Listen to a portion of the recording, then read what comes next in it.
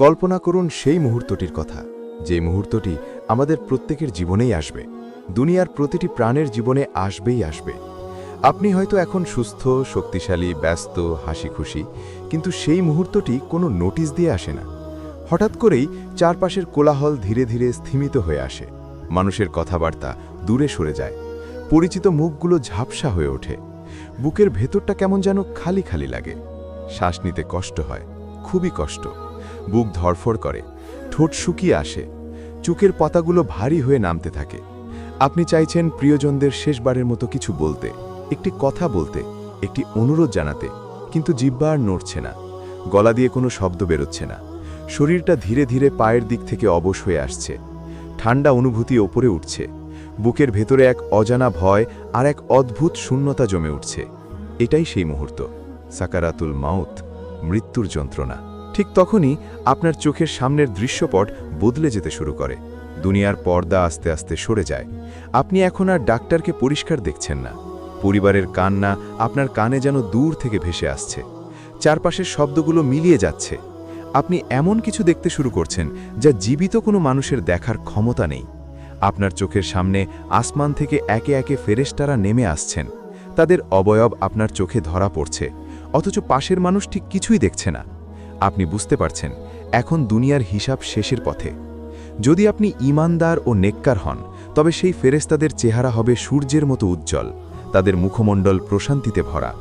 আর যদি আপনি পাপিষ্ঠ হন, যদি আপনার জীবন কেটেছে রবের অবাধ্যতায়, নামাজ অবহেলায়, হারাম আর অন্যায়, তবে সেই ফেরেশতাদের চেহারা হবে ভয়ঙ্কর, অস্বাভাবিক, কয়লার মতো কালো।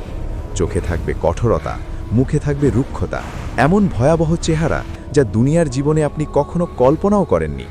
তাদের হাতে থাকবে জাহান্নামের দুর্গন্ধযুক্ত খসখসে চট। সেই দুর্গন্ধ আপনার নাকে এসে লাগবে, বুকের ভেতর বমি ভাব জাগাবে। তারা ঠিক আপনার দৃষ্টিসীমার শেষ প্রান্তে সারি বেঁধে দাঁড়াবে। মনে হবে পালাবার সব পথ বন্ধ হয়ে গেছে। তারপর সেই চূড়ান্ত মুহূর্ত আসে। শিয়রের কাছে এসে বসেন এমন একজন, যাকে দেখে দুনিয়ার মহান মহান রাজা বাদশাদের, শক্তিধর শাসকদের, অহংকারী জালিমদের সারা জীবনের সব সাহস মুহূর্তে মিলিয়ে যায়। তিনি কোনো শব্দ করেন না, কোনো উচ্চারণ নেই, তবু তার উপস্থিতিতে গোটা ঘর জুড়ে এক ভারী নীরবতা নেমে আসে। বুকের ভেতরের বাতাস থমকে যায়, হৃদয় কেঁপে ওঠে। আপনার রূহ বা আত্মার ঠিক মুখোমুখি অবস্থান নেন। আপনার চোখ তার দিকে তাকিয়ে থাকে, অথচ আপনার মুখ দিয়ে কোনো শব্দ বেরোয় না। চারপাশে যারা দাঁড়িয়ে আছে তারা বুঝতেই পারে না এই ঘরে এখন এমন একজন উপস্থিত, যার উপস্থিতিতেই জীবনের পর্দা নামতে শুরু করেছে। এরপর আপনাকে ডাকা হয়। যদি আপনি পুণ্যবান হন, তবে সেই ডাক হবে স্নেহমাখা, প্রশান্তিতে ভরা। আপনার অন্তরের গভীরে সেই ডাক গেঁথে যাবে। মনে হবে বহুদিন পর আপনাকে ডেকে নেওয়া হচ্ছে আপনজনের কাছে ফিরে যাওয়ার জন্য। সেই ডাকের সাথে সাথে আপনার রূহ শরীর ছেড়ে বেরিয়ে আসতে চাইবে। তৃষ্ণার্ত মানুষ যেমন মরুভূমিতে পানির ঝলক দেখলে দৌড়ে যায়, ঠিক তেমনি আপনার আত্মার শরীর থেকে আলাদা হয়ে প্রশান্তির দিকে ছুটে যেতে চাইবে।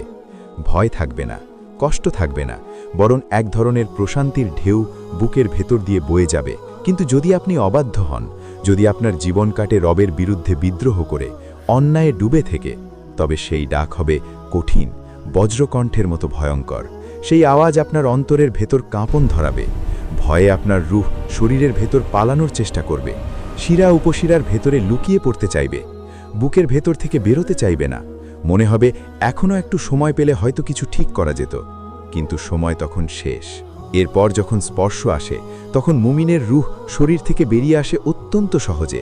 মনে হবে আপনি গভীর প্রশান্তির ঘুমে ঢলে পড়ছেন, শরীরের প্রতিটি যন্ত্রণা মিলিয়ে যাচ্ছে। ঘরের ভেতর অদৃশ্যভাবে জান্নাতের সুগন্ধ ছড়িয়ে পড়ে, সেই সুবাসে ভরে ওঠে পরিবেশ। ফেরেশতারা মুহূর্তেই সেই পবিত্র আত্মাকে রেশমি কাপড়ে জড়িয়ে নেয়। আপনি তখন শরীরের যন্ত্রণা থেকে মুক্ত, দুনিয়ার বোঝা থেকে মুক্ত।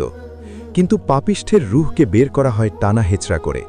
শরীরের ভেতর থেকে বের হওয়ার সময় এমন যন্ত্রণা অনুভূত হয় যেন প্রতিটি শিরা উপশিরা ছিঁড়ে যাচ্ছে। বুকের ভেতরে আগুন জ্বলে ওঠে, গলা শুকিয়ে আসে, শরীর কেঁপে ওঠে। বের হওয়ার সাথে সাথেই এমন দুর্গন্ধ ছড়ায় যা দুনিয়ার কোনো দুর্গন্ধের সাথে তুলনায় চলে না। ফেরেশতারা সেই অপবিত্র আত্মাকে খসখসে কালো কাপড়ে জড়িয়ে নেয়। পরিবেশে ভয় আর আতঙ্কের ভারী ছায়া নেমে আসে। এখন আপনার রূহ আপনার নিজের দেহকে দেখছে, নিচে প্রিয়জনরা কাঁদছে, কারো চোখের পানি থামছে না, কারো বুক ফাটা আহাজারি ঘর ভরিয়ে তুলছে। আপনি বলতে চাইছেন, আমি তো এখানেই আছি, আমি তো সব দেখছি, তোমরা কাঁদছো কেন? কিন্তু আপনার সেই ডাক কারো কানে পৌঁছয় না। মানুষের জগৎ আর আপনার জগতের মাঝখানে অদৃশ্য এক পর্দা নেমে গেছে। আপনি বুঝতে পারছেন, এখন আপনি এমন এক যাত্রায় পা দিয়েছেন যেখান থেকে ফিরে আসার কোনো রাস্তা নেই। রূহ শরীর থেকে আলাদা হওয়ার পর আপনি বুঝতে পারছেন আপনি আর দুনিয়ার মানুষ নন, অথচ দুনিয়ার দৃশ্যগুলো এখনও আপনার চোখের সামনে ভেসে আছে। আপনার নিথর দেহটি বিছানায় পড়ে আছে, বুক ওঠানামা বন্ধ, চোখ দুটি স্থির, ঠোঁটের রং ফ্যাকাশে হয়ে গেছে। যেই শরীরটাকে আপনি সারা জীবন যত্ন করেছেন, আজ সেই শরীরের কোনো শক্তি নেই। আপনি তার পাশে দাঁড়িয়ে আছেন, অথচ কেউ আপনাকে দেখতে পাচ্ছে না। আপনি অনুভব করছেন দুনিয়ার সম্পর্কগুলো একে একে ছিঁড়ে যাচ্ছে।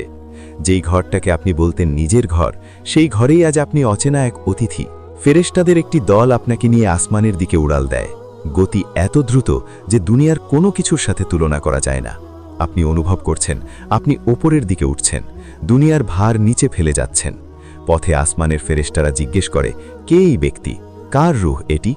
যদি আপনি নেককার হন, তবে দুনিয়াতে আপনার সবচেয়ে সুন্দর নাম ধরে পরিচয় দেওয়া হয়। সেই নাম, যেই নামে আপনাকে মানুষ ভালোবাসত, সম্মান করত, সেই নাম উচ্চারিত হয় আসমানে। প্রতিটি স্তরে ফেরেশতারা আপনাকে অভ্যর্থনা জানায়। মনে হয় বহুদিন পর আপনি আপনজনের মাঝে ফিরে যাচ্ছেন। আপনার রূহ প্রশান্তিতে ভরে ওঠে। কিন্তু যদি আপনি অবাধ্য হন, যদি আপনার জীবন কাটে দুনিয়ায় বিদ্রোহ করে, অন্যায়ে ডুবে থেকে, তবে সেই ফেরেশতার নাম হবে আপনার সবচেয়ে ঘৃণিত নামে। আসমানের দরজাগুলো আপনার জন্য বন্ধ হয়ে যাবে। মনে হবে যেন আকাশের বুকেও আপনার জন্য জায়গা নেই।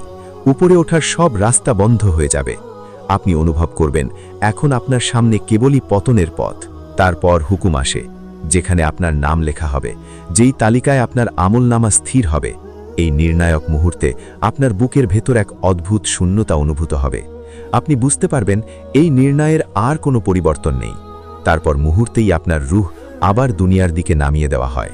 আপনি নিজের দেহের কাছেই অবস্থান নেন। চারপাশে মানুষের আনাগোনা, কেউ ফোন করছে, কেউ খবর দিচ্ছে, কেউ কান্নায় ভেঙে পড়ছে। আপনার ঘরের পরিবেশ বদলে গেছে। যেই ঘরে হাসি ছিল, সেই ঘরে এখন নীরবতা আর আহাজারি। আপনাকে গোসল দেওয়া শুরু হয়েছে। যেই শরীরটাতে সামান্য ব্যথা লাগলে আপনি অস্থির হয়ে উঠতেন, আজ সেই শরীরটাকেই অন্যরা উল্টে পাল্টে ধুচ্ছে। গরম পানি না ঠান্ডা পানি, আপনার কিছু বলার ক্ষমতা নেই। আপনার রূহ পাশে দাঁড়িয়ে সব দেখছে। মনে হচ্ছে এই শরীরটা যেন আর আপনার নয়। যারা আপনাকে গোসল দিচ্ছে, তারা ব্যস্ত হাতে কাজ করছে। কেউ কেউ চোখ মুছছে, কেউ কেউ দীর্ঘশ্বাস ফেলছে। আপনি অনুভব করছেন দুনিয়ার সম্মান, ক্ষমতা, দাপট সবই এই তক্তার উপর নিথর পড়ে আছে। গোসল শেষে আপনাকে 3 টুকরো সাদা কাপড়ে মোড়ানো হয়। আলমারির ভেতরে থাকা রঙিন পোশাকগুলো আর কোনো কাজে আসবে না। দামি ঘড়ি, মোবাইল ফোন, গহনা সবই পড়ে থাকবে। আপনার সাথে যাচ্ছে শুধু পকেটবিহীন সাদা কাফন। আত্মীয়স্বজন আপনাকে কাঁধে তোলে। খাটিয়া দুলতে দুলতে সামনে এগোয়। পরিচিত রাস্তা পেছনে পড়ে যায়। আপনি অনুভব করেন এটাই আপনার দুনিয়ার শেষ ভ্রমণ। খাটিয়া যখন দ্রুত এগোয়, তখন নেককারের রূহ আনন্দে তাড়াহুড়ো করতে চায়। মনে হয় যত তাড়াতাড়ি গন্তব্যে পৌঁছানো যায় তত ভালো। কিন্তু বদকারের বুক ভয়ে কেঁপে ওঠে। মনে হয় এই পথের শেষ প্রান্তে আছে এমন কিছু যেখান থেকে পালাবার কোনো উপায় নেই। তার অন্তর আর্তনাদ করে ওঠে, কিন্তু মানুষের কানে সেই আর্তনাদ পৌঁছয় না। শুধু দুনিয়ার অন্যান্য প্রাণীরা সেই ভয়ের প্রতিধ্বনি অনুভব করে। পরিচিত গলিগুলো পেছনে পড়ে যায়। বাজারের কোলাহল দূরে মিলিয়ে যায়। সামনে দেখা যায় নির্জন স্থান, বাঁশঝাড় বা খোলা মাঠ। মাটি খোঁড়া হয়েছে, কবর প্রস্তুত। যাদের সাথে আপনি সারা জীবন হাসি কান্না ভাগ করে নিয়েছেন, তারাই আজ আপনাকে মাটির ওই ছোট্ট কুঠুরিতে শুইয়ে দিচ্ছে। আপনি অনুভব করছেন দুনিয়ার বন্ধনগুলো এখানেই শেষ হয়ে যাচ্ছে। মুখে তারা দোয়ার শব্দ উচ্চারণ করছে, আর আপনার চারপাশে নেমে আসছে নিঃসঙ্গতার ছায়া। আপনাকে যখন মাটির সেই ছোট্ট কুঠুরিতে নামিয়ে দেওয়া হলো, তখন চারপাশের দৃশ্য এক মুহূর্তে বদলে গেল। উপরের দুনিয়ার আলো একটু একটু করে নিভে যেতে লাগলো। মাথার উপর কাঠের তক্তা বসানো হলো। সেই তক্তার ফাঁক দিয়ে যে শেষ আলোটুকু ঢুকছিল, তাও ধীরে ধীরে অদৃশ্য হয়ে গেল। আপনার চারপাশে এখন শুধু ঘন অন্ধকার, এমন অন্ধকার যেখানে নিজের হাত বাড়ালেও হাত দেখা যায় না। চারপাশ নিঃশব্দ, পিন পতন নীরবতা। দুনিয়ার কোলাহল থেকে আপনি সম্পূর্ণ বিচ্ছিন্ন। আপনার কান ধরছে উপরের মাটির শব্দ। 1 মুঠো, 2 মুঠো করে মাটি পড়ছে। বুকের ভেতর ভারী চাপ অনুভূত হচ্ছে। সেই শব্দগুলো আপনার হৃদয়ের ভেতর ঘেউ তুলছে। মনে হচ্ছে প্রতিটি মুঠো মাটির সাথে সাথে দুনিয়ার শেষ সম্পর্কগুলো ছিন্ন হয়ে যাচ্ছে। একসময় সব শব্দ থেমে গেল, ওপরে দাঁড়িয়ে থাকা মানুষগুলো চলে গেল। আপনি শুনতে পাচ্ছেন দূরে দূরে পায়ের শব্দ। তারা আপনাকে একা রেখে যাচ্ছে। যেই মানুষগুলোর সাথে আপনি সারা জীবন হেঁটেছেন, খেয়েছেন, হেসেছেন, তারা এখন আপনাকে এই অন্ধকার কুঠুরিতে একা ফেলে চলে যাচ্ছে।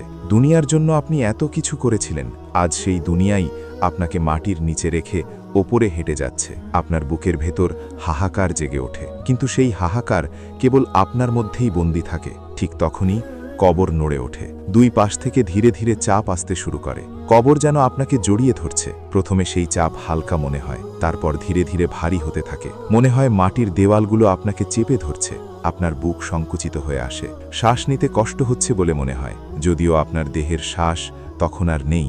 এই চাপ থেকে কেউই রেহাই পায় না, তবে এই চাপের তীব্রতা মানুষের আমল অনুযায়ী ভিন্ন হয়। নেককারের জন্য এই আলিঙ্গন মায়ার মতো হয়, দীর্ঘদিন পর মায়ের বুকে ফিরে আসার শান্তির মতো। কিন্তু অবাধ্যের জন্য এই চাপ হয়ে ওঠে হাড় ভাঙা যন্ত্রণা। দুই পাশ থেকে এমনভাবে চেপে ধরে যে বুকের ভেতরকার হাড়গুলো যেন একে অপরের ভেতর ঢুকে যাচ্ছে। আপনার ভেতরে ভেতরে চিৎকার ওঠে, কিন্তু সেই আওয়াজ মাটির দেওয়াল ভেদ করে বাইরে যেতে পারে না। এই নিঃসঙ্গ অন্ধকারের ভেতর হঠাৎ করে পরিবেশ বদলে যায়। আপনার সামনে উপস্থিত হয় দুইজন ভয়ঙ্কর অবয়ব। তাদের উপস্থিতিতেই কবরের নীরবতা যেন ভারী হয়ে ওঠে। তাদের চেহারা এমন ভয়াবহ যে তাকিয়ে থাকলে হৃদয় কেঁপে ওঠে। চোখে কঠোরতা, কণ্ঠে বজ্রের মতো গর্জন। তাদের হাতে রয়েছে বিশাল ভারী অস্ত্রের মতো কিছু। তারা আপনাকে ধমক দিয়ে বসিয়ে দেয়। আপনার বুকের ভেতর কাঁপুনি ধরতে থাকে। কোনো ভূমিকা নেই, কোনো ভূমিকা ছাড়াই শুরু হয়ে যায় সেই পরীক্ষা, যে পরীক্ষার ফলাফলের উপর নির্ভর করবে আপনার কবরের জীবন। প্রথম প্রশ্ন করা হয়, তোমার রব কে? প্রশ্নটি শুনতে সহজ মনে হলেও সেই মুহূর্তে আপনার ভেতরের অবস্থা সহজ থাকে না। আপনার সারা জীবনের ঈমান আর আমল একসাথে আপনার সামনে ভেসে ওঠে। যদি আপনি দুনিয়ায় সত্যিই রবের আনুগত্য করে থাকেন, তবে আপনার অন্তর স্থির হয়ে যায়। ভয় থাকা সত্ত্বেও জিহ্বা সহজেই সত্য উচ্চারণ করে। আপনার ভেতরে প্রশান্তির আলো জ্বলে ওঠে। মনে হয় এই অন্ধকারের ভেতরেও আলোর এক ফোঁটা এসে পড়েছে। দ্বিতীয় প্রশ্ন আসে, তোমার দিন কি ছিল? এই প্রশ্নে দুনিয়ার জীবন আপনার চোখের সামনে ভেসে ওঠে। আপনি কি সত্যিই আপনার জীবনকে দিনের পথে চালিয়েছেন, নাকি নামের মুসলমান হয়ে শুধু সমাজের সাথে মিশে থেকেছেন? এই প্রশ্নের উত্তর তখন আর মুখস্থ বিদ্যে দিয়ে দেওয়া যায় না, অন্তরের সত্যটাই বেরিয়ে আসে। তৃতীয় প্রশ্ন আসে, এই ব্যক্তিটি কে? আপনার সামনে রাসূলের অবয়ব তুলে ধরা হয়। যারা দুনিয়ায় তার কথা শুনে জীবন বদলেছেন, তাদের হৃদয় কেঁপে ওঠে ভালোবাসায়। তারা সহজেই চিনে ফেলে। কিন্তু যারা দুনিয়ায় তার কথা শুনেও উদাসীন থেকেছেন, নামাজ ছেড়ে দিয়েছেন, হারামে ডুবে থেকেছেন, তাদের চোখে তখন অচেনা লাগে। তারা তাকিয়ে থাকে, কিন্তু চিনতে পারে না। ভেতরে ভেতরে আতঙ্ক বেড়ে যায়। যদি আপনি উত্তর দিতে সক্ষম হন, তখন কবরের অন্ধকারে হালকা আলো নেমে আসে। দেওয়ালগুলো যেন একটু দূরে সরে যায়। পরিবেশে প্রশান্তির বাতাস বইতে শুরু করে। আপনার অন্তরে এক অদ্ভুত শান্তি নেমে আসে। আপনি বুঝতে পারেন এই অন্ধকারের ভেতরেও আপনার জন্য রহমতের দরজা খুলে যাচ্ছে। কিন্তু যদি আপনি উত্তর দিতে ব্যর্থ হন, তখন কবরের অন্ধকার আরও ঘন হয়ে ওঠে। পরিবেশ ভারী হয়ে যায়। আপনার বুকের ভেতর ভয় চেপে বসে। মনে হয় এই অন্ধকার থেকে বের হওয়ার কোনো পথ নেই। প্রশ্নগুলোর উত্তর দিতে না পারার লজ্জা আর ভয় আপনাকে গ্রাস করে ফেলে। এই ইসলামিক গল্পটি যদি আপনাদের কাছে ভালো লেগে থাকে, তাহলে অবশ্যই লাইক, কমেন্ট ও শেয়ার করে বন্ধুদের মাঝে ছড়িয়ে দিন, যেন তারাও শুনে হেদায়েতের পথে আসতে পারে। আর সাবস্ক্রাইব করে পাশে থাকবেন ইনশাআল্লাহ। আসসালামু আলাইকুম ওয়া রাহমাতুল্লাহ। প্রিয় দর্শক, একটু থামুন। অনুগ্রহ করে ভিডিওটি স্কিপ করবেন না, কারণ এটি কোনো সাধারণ ভিডিও নয়, বরং এটি এমন একটি ভিডিও যা ইতিমধ্যে হাজারো মানুষের জীবনকে পরিবর্তন করে দিয়েছে, নিজের জীবনকে নতুন করে ভাবতে শিখিয়েছে। তাই ধৈর্য সহকারে সম্পূর্ণ ভিডিওটি দেখার অনুরোধ জানাচ্ছি। আজ আমরা জানব মৃত্যুর পর আমাদের সাথে কি কি ঘটে। 1. প্রথমেই শিঙায় ফুঁ। 2. তারপর সকল মৃত মানুষ আবার জীবিত হয়ে ওঠে। 3. এরপর চুলের চেয়েও সূক্ষ্ম ধারালো পুলসিরাত পার করতে হবে। 4. সকলের কাছে তাদের আমলনামা পৌঁছে যাবে। 5. আমলনামা অনুযায়ী মানুষ জান্নাত বা জাহান্নামে প্রবেশ করবে। গ্রামের এক যুবক ছিল আরিফ, বয়স 30 ছুঁই ছুঁই। বাইরে থেকে দেখলে তাকে ধার্মিক বলা যেত না, আবার পুরোপুরি নাস্তিকও না। সে বিশ্বাস করত আল্লাহ আছেন, রাসূল সাল্লাল্লাহু আলাইহি ওয়াসাল্লাম সত্য, কিয়ামত আসবেই। কিন্তু এই বিশ্বাস তার জীবনে কোনো পরিবর্তন এনে দেয় না। নামাজ সে পড়ত যখন ইচ্ছে হতো, রোজা রাখত, কখনো ছেড়ে দিত। হারাম হালালের হিসেব ছিল অস্পষ্ট।